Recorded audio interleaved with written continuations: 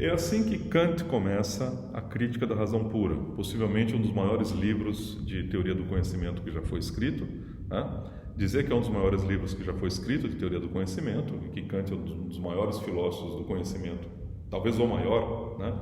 Não significa concordar com Kant. Significa que a maneira como ele entendeu o problema é uma maneira muito profunda, muito fecunda também, mas você não tem que concordar com a solução que ele dá. Tá? Mas então Kant tornou muito famoso esses dois binômios, o binômio analítico-sintético e também o binômio a priori a posteriori. Nessa sequência de vídeos nós vamos estudar um pouco esses binômios, né? O binômio necessário contingente é um binômio mais antigo, ele é mais, digamos, ele perpassa um período maior da história da filosofia. Mas hoje, deixa eu dizer a nossa perspectiva hoje, no século XXI. Né? Nossa perspectiva no século XXI é que o binômio a priori, a posteriori, diz respeito ao conhecimento. Então ele se aplica, é um binômio epistemológico. Né? Ele diz respeito ao conhecimento. Tem coisas que nós podemos conhecer a priori, dei um exemplo no vídeo passado, 2 mais 2 igual a 4. Tá? Nós podemos conhecer a priori no sentido de que a proposição que 2 mais 2 é igual a 4 eu consigo justificar sem apelar à experiência empírica, embora possivelmente eu só tenha chegado a compreender aquela proposição ou ela tenha sido ativada em mim por alguma experiência empírica. Né? Por oposição ao a posteriori, que é algo que eu consigo conhecer apenas através da experiência empírica. Sem experiência empírica não tem conhecimento a posteriori. Tá? Esse binômio, hoje, nós no século XXI, nós olhamos como sendo um binômio caracteristicamente epistemológico, quer dizer, diz respeito ao conhecimento, a condições segundo as quais nós conhecemos e assim por diante. Né? Ao passo que o binômio analítico-sintético, né, hoje, no século XXI, nós tendemos a olhar como sendo um binômio que diz respeito, mais que tudo, à linguagem. Né? São proposições que são analíticas ou sintéticas, né? E isso não necessariamente diz respeito ao nosso conhecimento dessas proposições. Né? E o primeiro binômio, que nós vimos, o binômio necessário contingente, hoje no século XXI nós olhamos como sendo um binômio que diz respeito a quê? A forma da proposição ser verdadeira, a maneira como ela é verdadeira. Ela pode ser verdadeira de maneira necessária, ela pode ser verdadeira de maneira contingente, ou falsidade também. Ela pode ser uma falsidade necessária, né? Nós vamos ver alguns exemplos interessantes de falsidades necessárias, e ela pode ser falsa também de maneira contingente. Né? Esse primeiro binômio, hoje, no século XXI, nós olhamos como sendo um binômio que diz respeito à metafísica. Tá? Então, a metafísica, de um lado, tem duas categorias básicas, verdades necessárias e verdades contingentes. Né? A linguagem, por sua vez, tem duas categorias básicas de proposições, né? Proposições analíticas e proposições sintéticas. E a epistemologia tem duas categorias básicas de itens do conhecimento. Conhecimento necessário, estou errado aqui, conhecimento a priori versus conhecimento a posteriori. Né? Nós olhamos como esses três grandes departamentos da filosofia: metafísica, filosofia da linguagem, ou significado, e conhecimento. Isso é a nossa perspectiva no século XXI, né? Depois do trabalho de muitos filósofos, muita gente. Não é assim que a filosofia clássica olhava para esses três binômios. Tá? A filosofia clássica, o clássico que eu quero dizer, a filosofia anterior ao século XX, né? É uma concepção bem liberal de filosofia clássica aqui. O que eu quero dizer aqui é filosofia anterior aos trabalhos de filósofos, vários deles estão vivos ainda. Tá? Especialmente um filósofo que eu vou comentar no final dessa sequência de vídeos, que é Saul Kripke, um filósofo norte-americano, que vocês vão ver mais adiante a importância de Kripke. Mas não é assim que a filosofia clássica via esses três binômios. Ela via esses três binômios, ou grandes filósofos como Platão, Aristóteles, o próprio Descartes e Kant, né? via esses três binômios como mais ou menos dizendo respeito à mesma categoria mais ou menos sendo aproximadamente sinônimos, né? Aproximadamente, porque tem pequenas fissuras aí, tem pequenas diferenças e em parte nós vamos estudar isso, especialmente em Kant, né? Kant é realmente um filósofo genial nesse aspecto, mas aproximadamente, olha as três, e imagine aqui os três binômios, né? Necessário, contingente, analítico, sintético, a priori, a posteriori.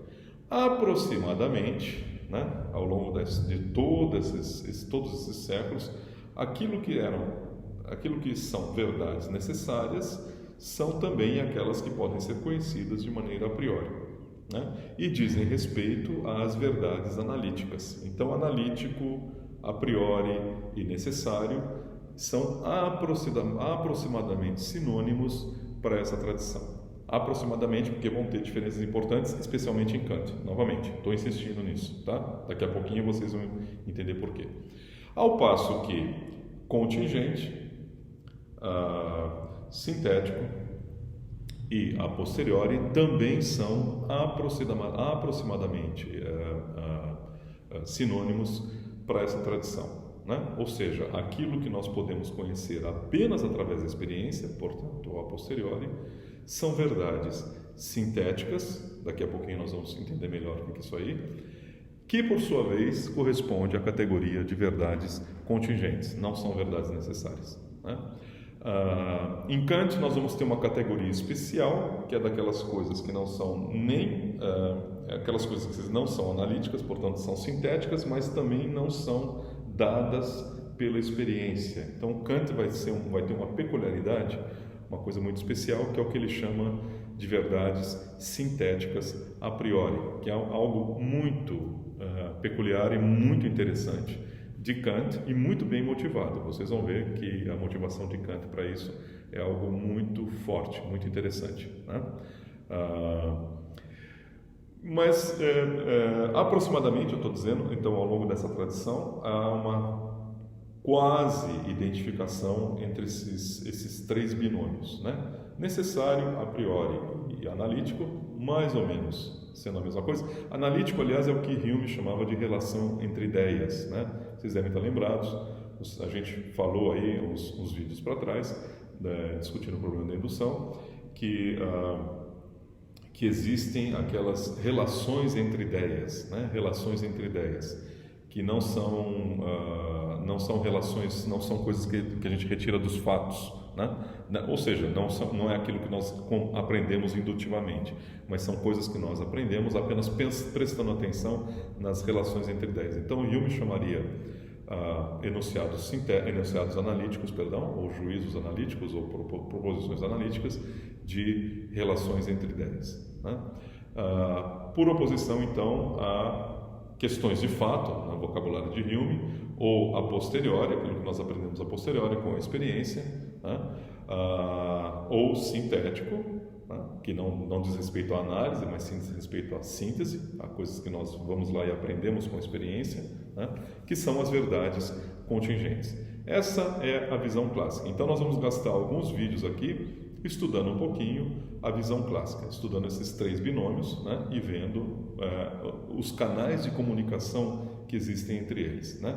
Novamente, eu insisto, esta não é a perspectiva contemporânea. Então, eu vou construir canais de comunicação entre esses três binômios aí ao longo de alguns minutos aqui, ao longo de alguns vídeos, talvez com vocês, para lá para frente dizer, vamos quebrar agora esses canais de comunicação, né? Porque vocês vão começar a ver que uma coisa é uma coisa, outra coisa é outra coisa, né? Vamos começar então com esse binômio, o primeiro binômio dessa lista. Não que ele tenha uma importância sobre os outros, é simplesmente o primeiro que foi listado no programa do curso, né? Ele não tem nenhuma prioridade sobre os outros. Talvez tenha, talvez pelo seguinte: é o binômio, digamos assim, mais antigo, o binômio de verdades necessárias versus verdades contingentes. Como é que alguém pode entender isso, né? Essa é uma noção que vem desde lá de Aristóteles, quando ele começou a entender que tem certas coisas que são verdadeiras, né, e não poderiam não ser verdadeiras, né? Ele fala, Aristóteles vai mais além, ele fala de propriedades necessárias também, né? Então, por exemplo, que uma árvore seja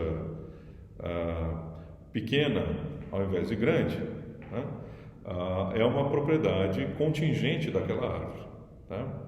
Ela é pequena porque recebeu pouca água, recebeu pouco nutriente naquele solo, teve o azar de cair num solo com pouco nutriente, então ela é pequena, vamos dizer assim, em estatura menor do que a média. Ao passo que outra árvore da mesma espécie tem uma estatura maior do que a média. Então, ser pequeno ou ser grande é uma propriedade contingente dessas duas árvores, tá? Ser pequeno é uma propriedade contingente de uma, ser grande é uma propriedade contingente da outra. Contingente no seguinte sentido: aquela árvore tem aquela propriedade, mas ela poderia não ter aquela propriedade, né? Ela poderia ser grande, ela é pequena, mas poderia ser grande, se a semente dela tivesse caído num terreno mais fértil, com mais nutrientes e com mais água. Então ela não seria esquálida, ela seria uma árvore enorme, frondosa, tá? Isso é uma propriedade. Ser pequena, então, é uma propriedade contingente daquela árvore. Mas ser uma árvore, tá? Aquele objeto ali, ele não poderia não ser uma árvore. Então, ser uma árvore, ou ainda indo além, ser daquela espécie, tá? É uma propriedade necessária, né? Aristóteles ele trabalhou muito com essa noção de que certas propriedades são propriedades contingentes ou acidentais, como ele falava, ao passo que outras propriedades são necessárias ou essenciais, como ele também dizia, né? Então, extrapolando um pouquinho, generalizando um pouquinho essa ideia de Aristóteles, nós podemos dizer que tem certas verdades, certas proposições são verdadeiras, mas poderiam ser falsas, né? E outras proposições são verdadeiras e não poderiam ser falsas, né? Por exemplo, eu estou falando para vocês com uma parede de fundo azul escuro aqui. Verdadeiro ou falso? Verdadeiro. Se o seu computador está em condições normais, você está enxergando uma parede de azul escuro aqui. É uma verdade necessária? Claro que não. Eu poderia estar numa outra sala, poderia estar virado com a câmera para essa parede aqui, então vocês iam estar vendo uma parede bege e não uma parede azul escura. Eu estou usando camisa cinza clara, é verdade? É verdade, né? Uma verdade necessária ou contingente? Uma verdade contingente, porque eu estou de camisa cinza clara, mas eu poderia estar de uma camisa cinza escura, poderia estar de camisa azul, poderia estar sem camisa, né? Então é uma coleção de verdades, são verdades contingentes. Elas são verdadeiras, mas eu posso imaginar, né, há alternativas em que elas poderiam ser falsas. Ou é um acidente, né, não no mau sentido, mas no bom sentido, é uma coincidência, um acidente. Simplesmente o mundo é assim, o mundo é tal que aqui tem uma parede azul escura, aqui tem uma camiseta cinza clara, mas facilmente o mundo poderia ser de outra maneira. Se eu tivesse decidido ir para outra sala, se a aula fosse presencial, você não estaria me vendo com a parede do meu condomínio atrás de mim, né? E assim por diante, né? Agora, nem toda verdade é desse tipo, nem toda proposição verdadeira é uma verdade contingente ou acidental. Algumas proposições, elas são verdadeiras e não poderiam ser falsas.